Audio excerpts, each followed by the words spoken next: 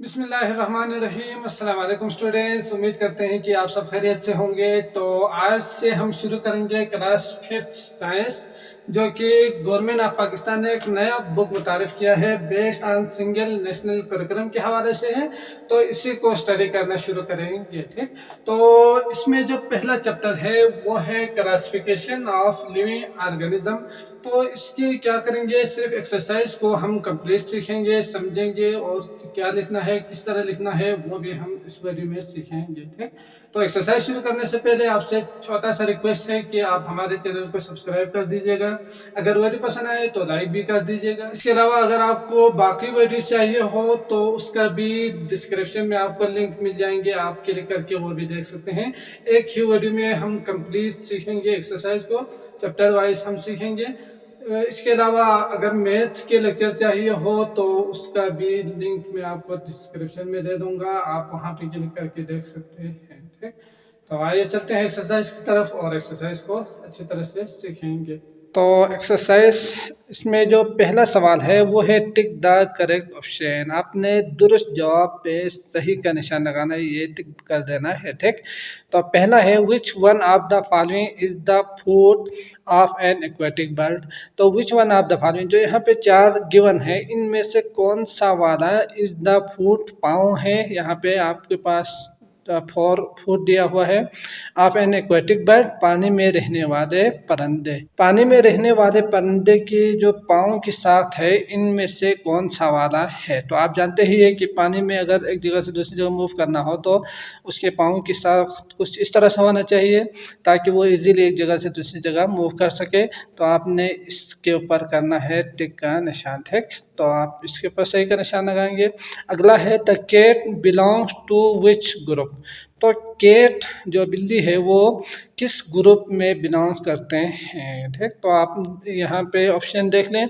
पहला है एम्फीबियंस। तो एम्फीबियंस का मतलब क्या होते हैं, वो जानदार जो पानी और खुश्की दोनों पर अपनी ज़िंदगी गुजार सकते हैं, उनको कहा जाता है एम्फीबियंस। तो आप देख सकते हैं केट पानी में अपनी ज़िंदगी नहीं गुजार सकते। ठीक, वहाँ पे वो जिंदा नहीं रहेंगे।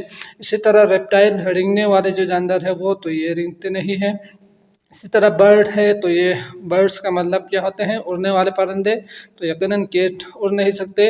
लास्ट है मेमल्स। तो वो जानवर जो दूध देते हैं और अपने बच्चे को जन्म देते हैं, अपने बच्चों को जन्म देते हैं, तो इन जानदारों को कहा जाता है मेमल्स। ठीक, तो यकीनन केट क्या है, मेमल्स है जो दूध देते हैं और अपने बच्चे को जन्म देते हैं। तो यकीनन ये क्या होंगे, आपका ऑप्शन होंगे जो सही है। इसके ऊपर आपने टिक का निशान लगाना है।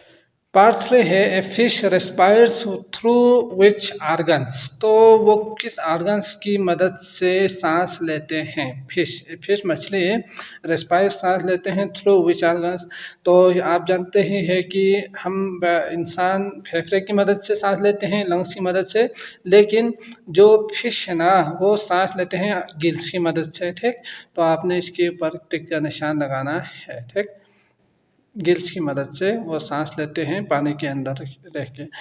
अगला है part 4, what is the number of cotyledons in a gram seeds. तो व्हाट इज द नंबर, कितना तादाद है, 1 2 3 4 है, कितना है, of cotyledons in a gram seed, चने की दाल में। तो कोटिलेडन्स का मतलब क्या होते हैं कि अगर आप सीड्स को, जो बीज है उसको अगर आप देखेंगे लास्ट तक, तो वहाँ पे पार्ट्स दिया हुआ होगा, दो पार्ट्स, एक पार्ट आप यहाँ पे देख सकते हैं, तो इसको कहा जाता है कोटिलेडन्स। तो यकीनन जो चने की दाल है उसमें 2 कोटिलेडन्स होते हैं। ठीक, तो आपने इसके ऊपर टिक का निशान लगाना है, तो यहाँ पे आप करेंगे सही का निशान। अगला है part 5, which group is found only in the ocean. तो समंदर में कौन सा ग्रुप पाया जाता है, सिर्फ और सिर्फ समंदर में जो पाए जाते हैं वो कौन सा ग्रुप है। तो आप देख सकते हैं फिश, पहला फिश आपको पता है ये दरियाओं में भी पाए जाते हैं, समंदर में भी मौजूद होते हैं। इंसेक्ट कीड़े मकोड़े, तो ये खुश्की पर भी बहुत ज़्यादा मौजूद होते हैं।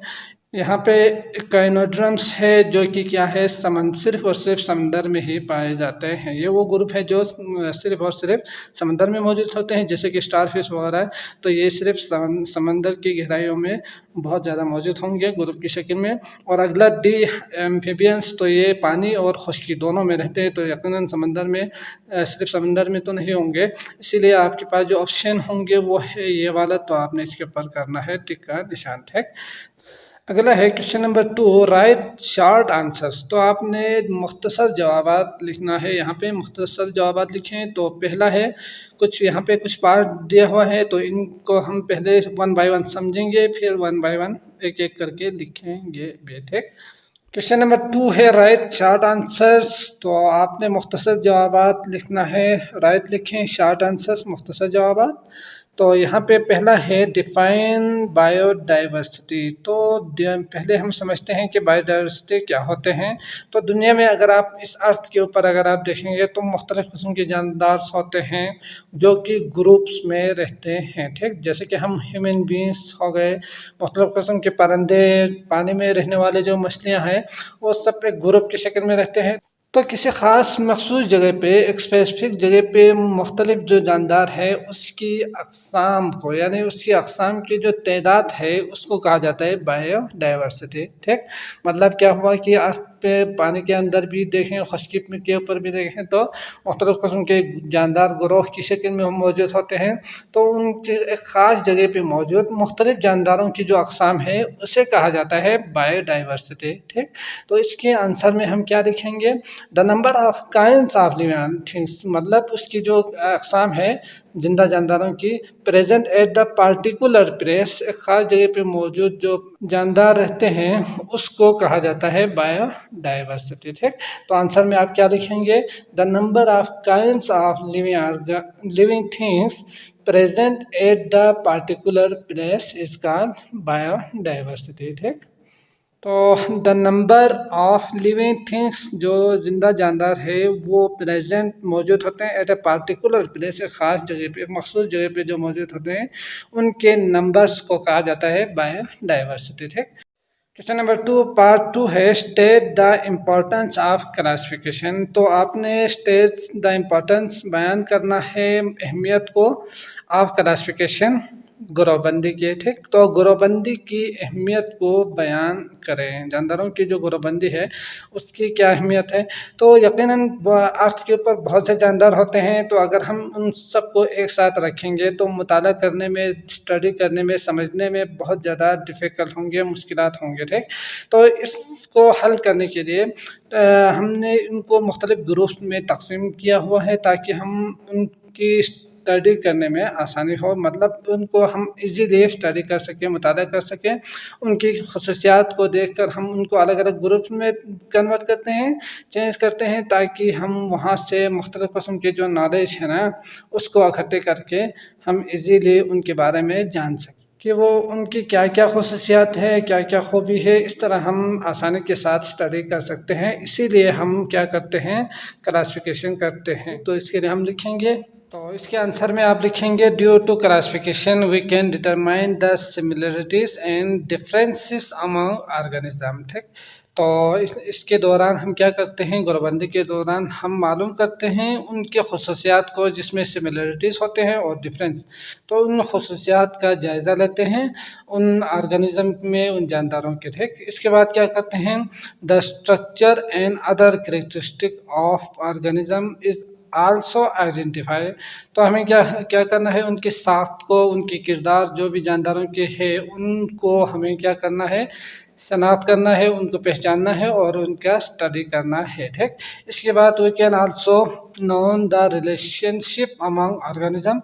तो इस तरह हम ऑर्गेनिज्म के दरमियान जो रिलेशन है वो जान सकते हैं। ठीक, तो आपने ये कुछ इस तरह से लिखना है, due to classification we can determine the similarities and differences among organisms, the structure and other characteristic of organisms is also identify and study them. ठीक, we can also known the relationship among organisms. समझ गए।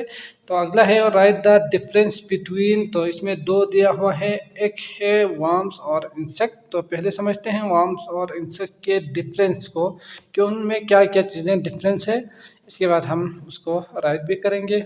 तो यहाँ पे worms और insect given है, तो इन दोनों को अगर आप अच्छी तरह से देखेंगे तो हमें कुछ डिफरेंस नज़र आएंगे इन दोनों जानदारों के ऑर्गेनिज्म के बीच में। वो डिफरेंस क्या क्या है, इनमें सबसे पहला जो डिफरेंस है वो है ये जो जानदार है ये नरम होते हैं, नरम मुलायम होते हैं, यकीनन बहुत ही सॉफ्ट होते हैं, और ये सॉफ्ट नहीं होते। ठीक, पहली चीज़। दूसरा ये कि ये आप देख सकते हैं ये बहुत ही लॉन्ग है, लंबा है, और यकीनन गोल भी है और लंबा भी है।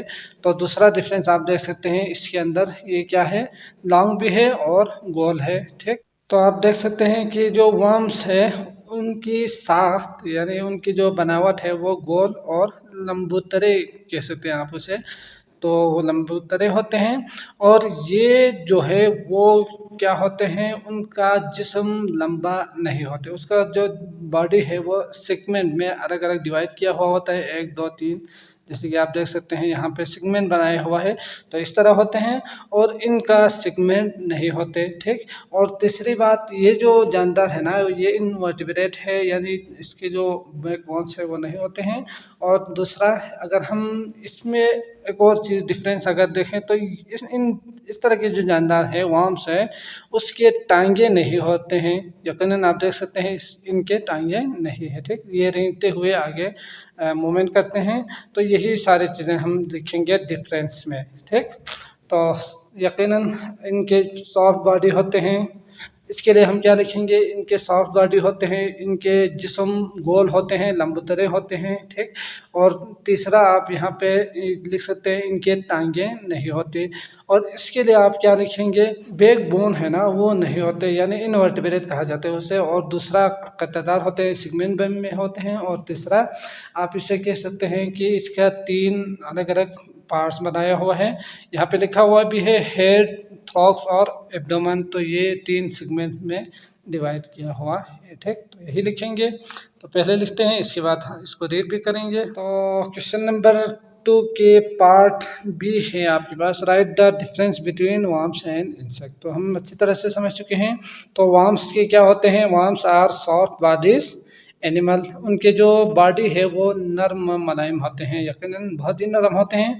और their body is round and cylinder, तो उसका जो बॉडी है वो राउंड होते हैं, गुलाई और यकीनन सिलेंडर नुमा होते हैं, सिलेंडर नुमा। ठीक, तो इसमें आपको पता ही है कि सिलेंडर के जो शेप है वो कुछ इस तरह से बनते हैं। ठीक, तो यकीनन आप जानते ही होंगे। तो दे हैव नो लेग्स, इनके कोई लेग्स नहीं होते, वो रेंगते हुए एक जगह से दूसरी जगह हरकत करते हैं। ठीक, insect are invertebrates with joint legs, तो इंसेक्ट में यकीनन जो बैकबोन है वो नहीं होते हैं, और उसके लेग्स होते हैं जोड़ी। ठीक, 2 4 6 इस तरह। देयर बॉडी इज सेगमेंटेड, और उनका बॉडी सेगमेंट बनाया हुआ है, 3 पार्ट्स होते हैं आमतौर पर।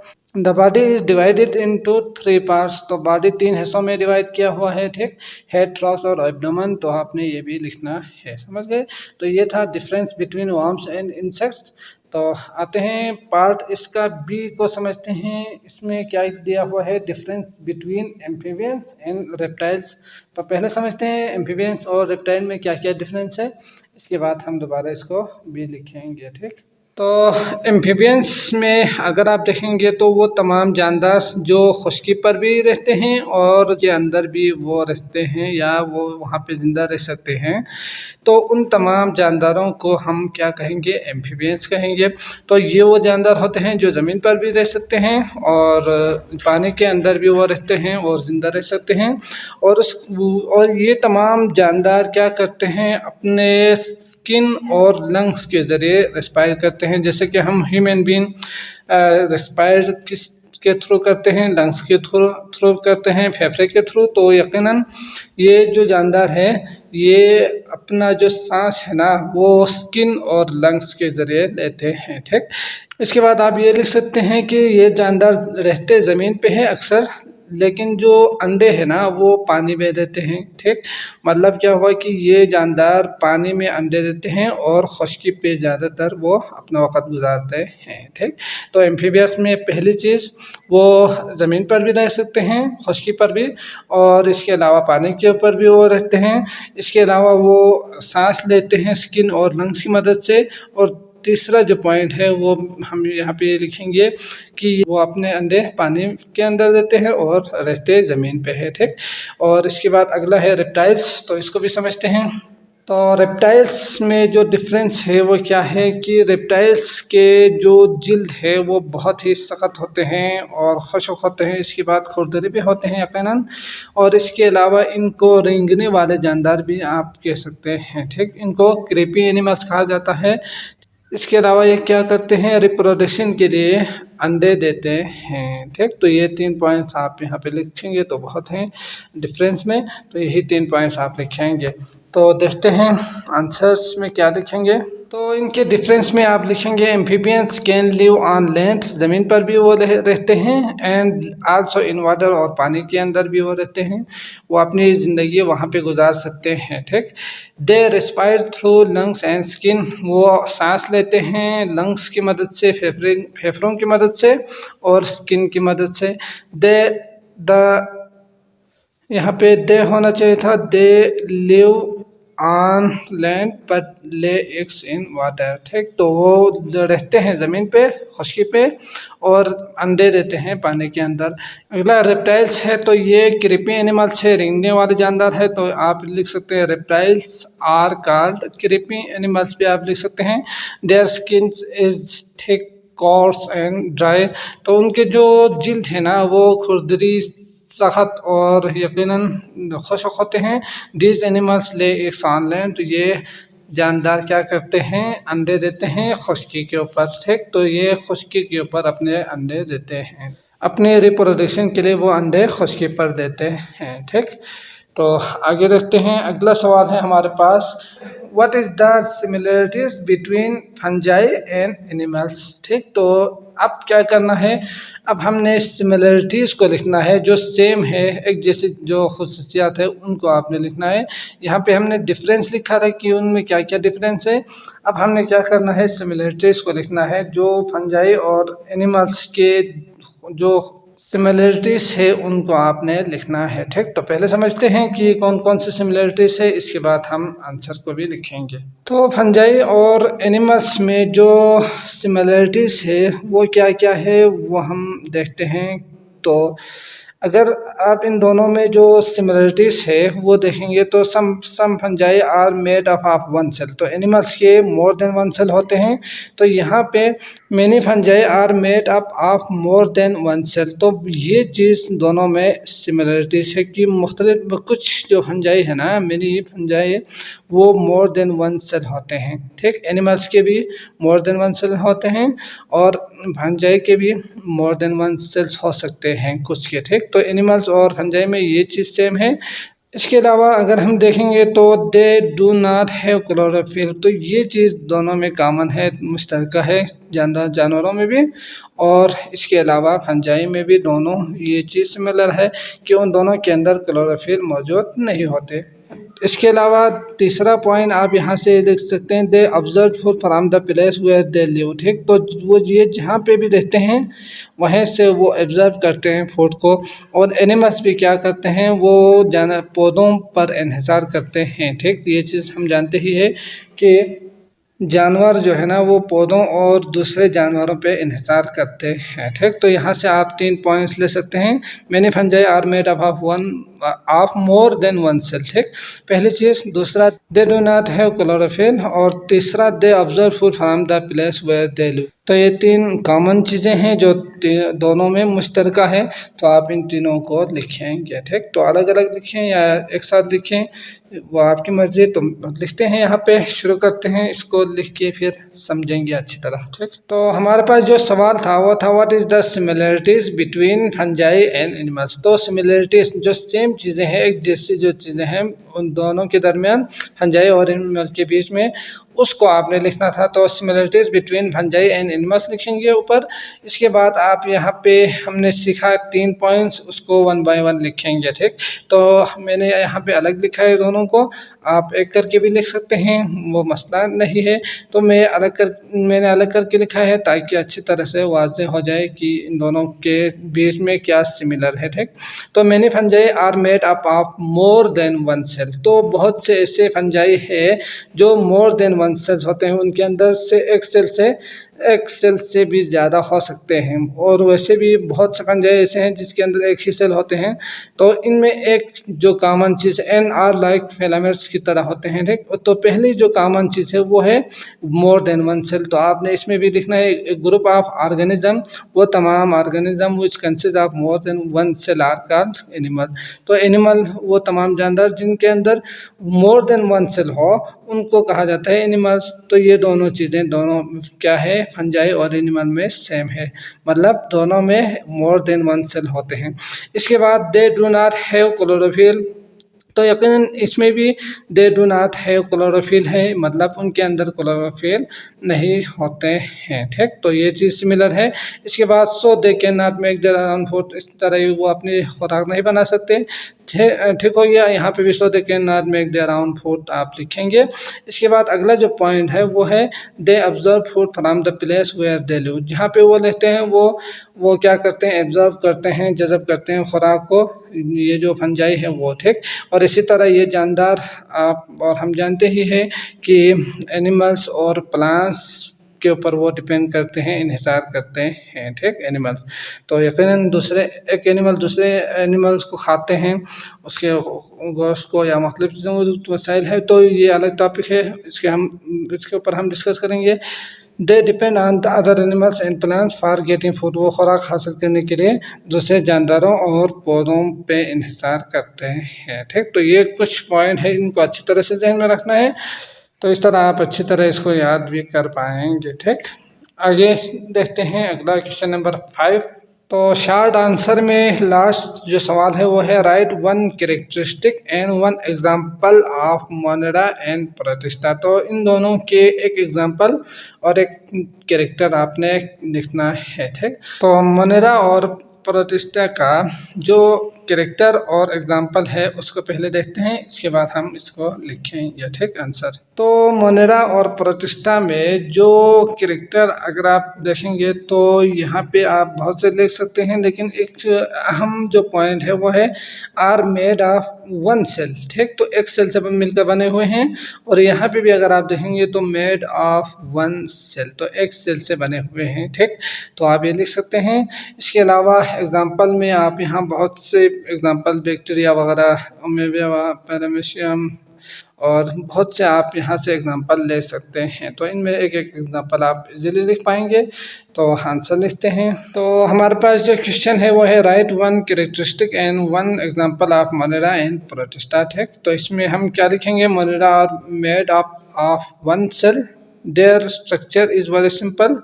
तो मोनेरा के एक सेल होते हैं, उसके अंदर एक सेल मौजूद होते हैं, देयर स्ट्रक्चर, उसका जो साथ है वो बहुत ही सिंपल होते हैं। मिसाल अगर आप लिखना चाहो तो बैक्टीरिया आप लिख सकते हैं।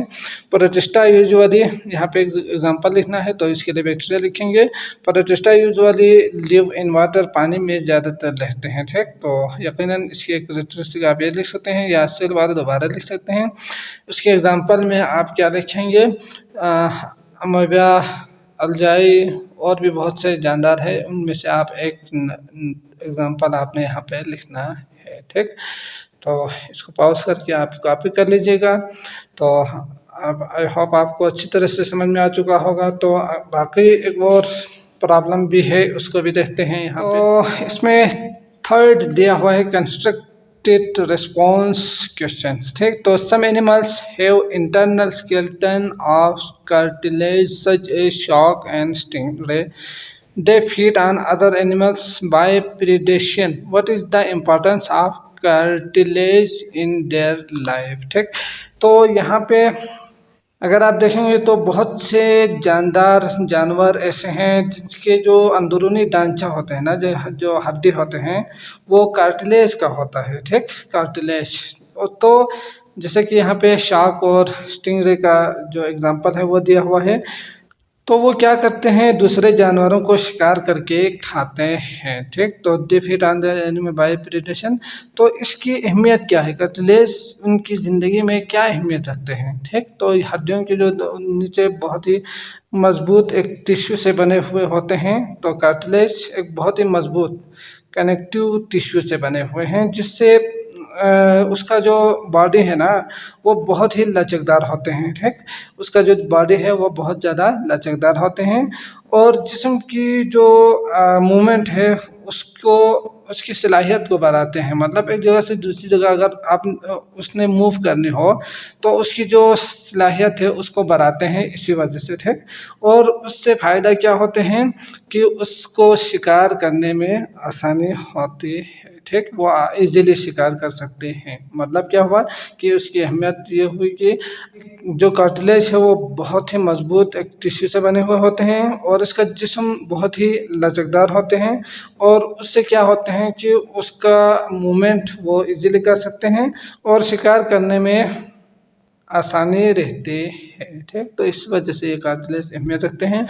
तो दूसरा है why does the body of zebra have black and white strips. तो बॉडी के जो यहाँ पे आप देख सकते हैं ब्लैक एंड वाइट स्ट्रिप्स बने हुए हैं। तो इसका जो ये स्ट्रिप्स है ना ये क्यों है। ठीक, धारीदार कहा जाता है उर्दू में। तो ये क्यों होते हैं, तो इसमें एक बहुत ही अहम पॉइंट आप देख सकते हैं कि उसकी शनाख्त होती है, उसकी एक पहचान होती है जेब्रे की।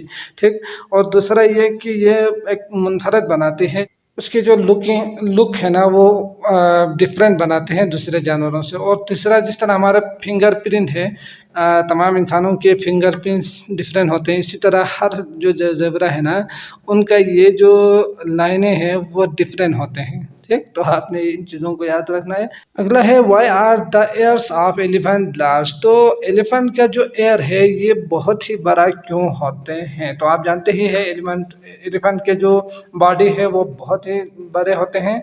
तो उसका जो टेम्परेचर है ना उसको बरकरार रखने के लिए ये कान मददगार होते हैं। यकीनन ये कान जो है ना उसकी बहुत ज़्यादा हेल्प करते हैं टेम्परेचर को बरकरार रखने के लिए। ठीक, तो ये चीज़ें आपने जहन में रखना है।